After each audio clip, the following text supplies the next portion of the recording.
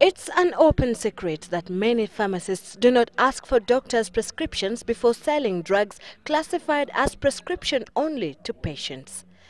The extent of this dangerous practice has, however, remained underestimated for long. In a survey involving 203 pharmacies across the country, Synovate found out that 73% of them did not ask for prescriptions at all, selling the drugs without raising any questions. 9% said they were in the habit of asking for the prescription right, but when a patient did not produce it, they went ahead to sell the drug anyway. Fortunately, there are still some pharmacies which uphold medical ethics, but they form a paltry 18% of all pharmacies. The survey indicates that the reason why this is rampant is the high cost of consultations on the patient side. You have to pay the doctor, get the prescription, and then go buy the drug. But if you can actually get the drug without necessarily having to pay the doctor, then of course you'll take the easiest route.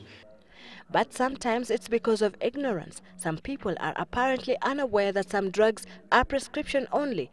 On many occasions, it's because of the distance. Patients have to cover long distances to find a qualified doctor, so they end up self-medicating themselves. Surprisingly though, even people living in regions where they can easily access qualified medical practitioners fare no better.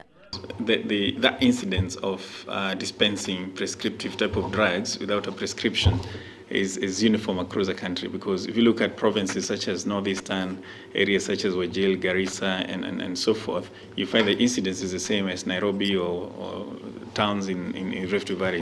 Probably it's because pharmacies are there primarily for business. So one can only say it's driven by commercial interest more than anything else. It's a trend that has its perils. For all you know is that you can get addicted to some of those drugs. You can develop immunity to certain drugs, because again, what would normally happen is that people will take the drugs, and before they fully recover, they stop taking, because now they feel better instead of taking the full dose.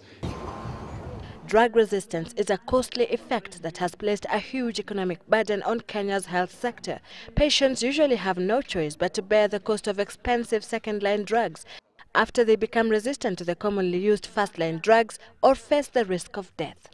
Synovate Citizen Weekend.